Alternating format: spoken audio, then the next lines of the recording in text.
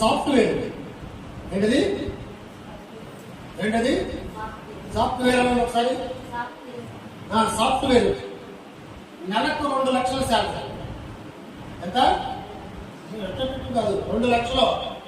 ఎంతండి ఖర్చు పెట్టాలంటే? ఎంత ఖర్చు పెట్టచ్చు? నెలకు 1,00,000 రూపాయలు ఖర్చు పెట్టచ్చు. ఒకరోజు నా పైన ఆ CEO గారు ఎవరో ఉంటారంట.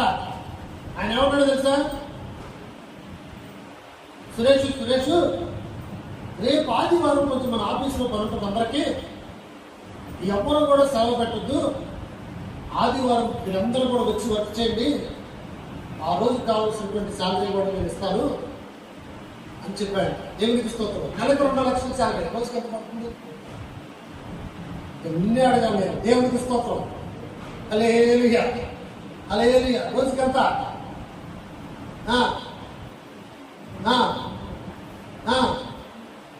దాదాపు 6,000 నుండి 7,000 రూపాయలు పడుతుంది. ఎంత? ఎంత? ఎంతండి? 6,600 రూపాయలు ఒక రోజుకండి. ఉదయం 10 గంటల నుండి సాయంత్రం 4 గంటల కట్ట. మీకెంత వస్తాయి? 5 రూపాయలు కానీ 500 కానీ 1000 రూపాయలు వస్తాయి.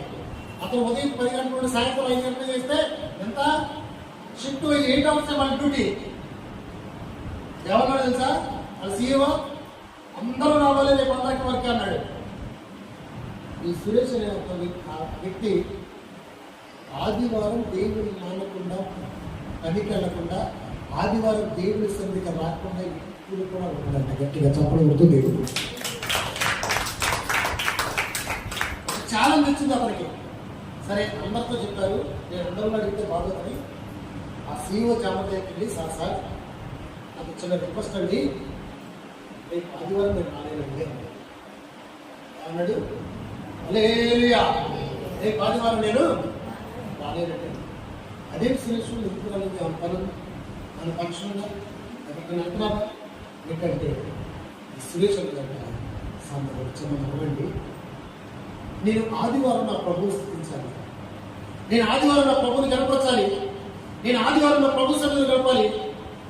పోయిన సోమవారం నుండి శనివారం వరకు నా జీవితంలో నా ప్రభు చేసిన కార్యాలను బట్టి ప్రభువును స్తుతిస్తూ పూర్ణ హృదయంతో నా ప్రభువును గడపరిచి, మళ్ళీ రేపు సోమవారం నుండి వచ్చే శనివారం వరకు కావలసినటువంటి వాక్యాన్ని నేను ఆ దేవుడు సేవకులతో మాట్లాడతాను. నేను వినాలంటే ఆయన దిక్కులు కూర్చుని పైకి చేశాడు ఉగ్రతతో. దేవునికి స్తోత్రం. హల్లెలూయా. ఉగ్రతతో పైకి లేచాడు. గెట్ అవుట్ అన్నాడు. అన్నాడు గెట్ అవుట్ అన్నాడు. అదేంటి సార్? అవసరంలా, నేను చెప్పిందే వినాలా, నేను చెప్పిందే వేదవాకు, నువ్వు రానప్పుడు నాకెందుకు? అప్పుడు ఆ సురేష్ అన్నాడు సార్, నేను రేపు ఆదివారం నేను ఆదివారం వర్క్ చేయాలంటే నాకు ఈ జాబ్ అవసరం లేదన్నాడు. ఒకసారి గట్టిగా అప్పట్లో 10 లేచిపోతున్నాడు. దేవుడికి స్తోత్రం. హల్లెలూయా. రేపు ఆదివారం నేను జాబ్కి రావాలంటే ఈ జాబ్ అవసరం లేదన్నాడు. అప్పుడు ఆ CEO అన్నాడంట, నేను జాబ్ అవుతే నీకు జాబ్ అన్నాడు. నేను ఇచ్చేదంతా నెలకే 2 లక్షలు ఇస్తున్నా, నెలకి 6,600 రూపాయలు పడింది. ఇలాంటి జాబ్ వస్తున్నా అంటే అప్పుడు ఆ సురేష్ అన్నాడంట, నువ్వు ఇచ్చేది ఇది నా ప్రభు ఇచ్చాడు కాబట్టి నేను నీ దగ్గర చేస్తాను. హల్లెలూయా.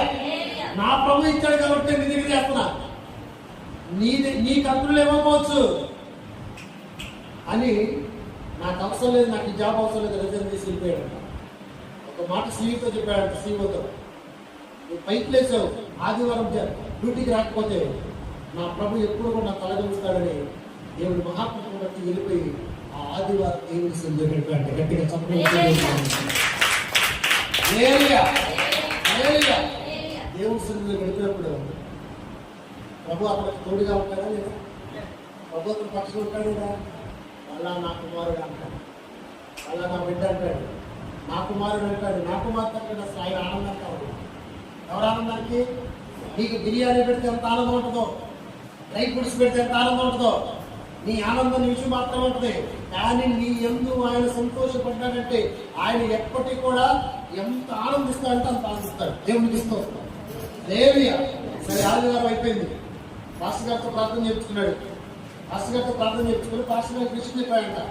సార్, నిన్న శనివారం ఇలా జరిగింది మా ఆఫీస్లో, నేను జాబ్ రిజైన్ చేశాను ఎలా అంటే, అదేంటి ఎందుకు తొందరపడ్డావు? నాకు తొందరపడలేదు అంటే నాకు నా దేవుడు ముఖ్యం. నేను ఆయన సన్నిధిలో ఈ 2 లక్షలు జాబ్ ఇచ్చింది ఎవరండి? నేను ప్రార్థన చేశాను, నేను ప్రార్థన చేశాను, నాకు ఇచ్చాను కదా, పర్వాలేదంటే నాకు దీనికంటే దేవుడు శ్రేష్టమైన ఇస్తాడు. 1 వారం గడిచిపోయి ఇంటికాడ ఉన్నాడు, 2 వారాలు గడిచిపోయి ఇంటికాడ ఉన్నాడు, 3 వారాలు గడిచిపోయి ఇంటికాడ ఉన్నాడు. ఈ సీఈఓ పంపించినట్టు సీఈఓ ఏమనుకుంటాడు?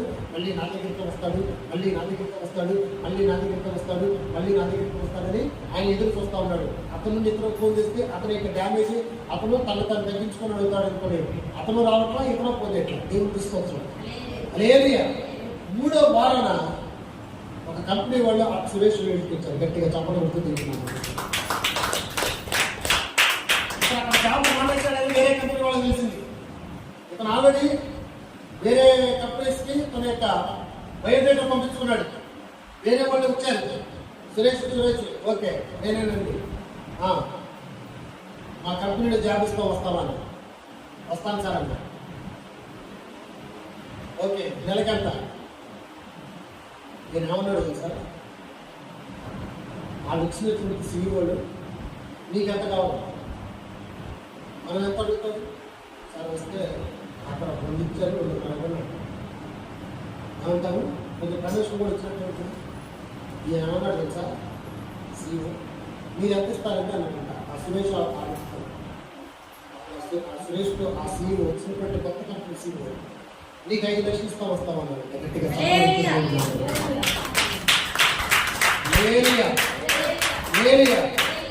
లక్షలు ఇస్తా వస్తామన్నాడు. వస్తానండి, నాకు కండిషన్ అని అన్నాడు. అన్నాడు మరి కండిషన్ కట్టకపోతే మరొకటి వెళ్తాం. నా కండిషన్ నువ్వు 5 లక్షలు ఇస్తావంటే ఆదివారం కూడా వారం ఓకే వస్తానంటే పర్వాలేదంటే. ఇది మన బ్యాచ్, కానపజాన బ్యాచ్, అది రోషన్ కలిగిన బ్యాచ్. హల్లెలూయా. ఎవరైనా వచ్చి నాకు కండిషన్ అని అన్నాడు. ఏంటి కండిషన్? శాలరీ బాగానే ఉంది కదా, ఏంటి కండిషన్? మీరు సోమవారం నుండి శనివారం వరకు మీరు ఎంత పని చేయించుకోండి, మీరు నాకు ఇచ్చిన సమయంలో నేను పనిచేస్తా. ఆదివారం బట్టి మీరు నన్ను ఎప్పుడు కూడా వర్క్కి రమ్మంటే, డ్యూటీ చేయమంటే, క్యాబ్ చేయమంటే నేను చేయను. ఆదివారం నేను పరిశుద్ధమైనటువంటి నా స్థలంలో ప్రభువుని స్తుతించి కనపరిచి ఆరాధించవలసినటువంటి నా ప్రభువు నేను ఆదివారం మీరు ఈ 5 లక్షలు ఇస్తానన్నారు. కానీ నేను ఆదివారం రాకపోతే మీరు ఇవ్వనన్నా కూడా నాకు అవసరం లేదంటే అప్పుడు ఆ సీఈఓ అన్నాడంట, నువ్వు ఎప్పుడు ఇబ్బంది పడతావు, నువ్వు సోమవారం నుండి శనివారం మాత్రం వరకే వర్క్ చెయ్యి, నీకు నెలకు 5 లక్షలు సార్.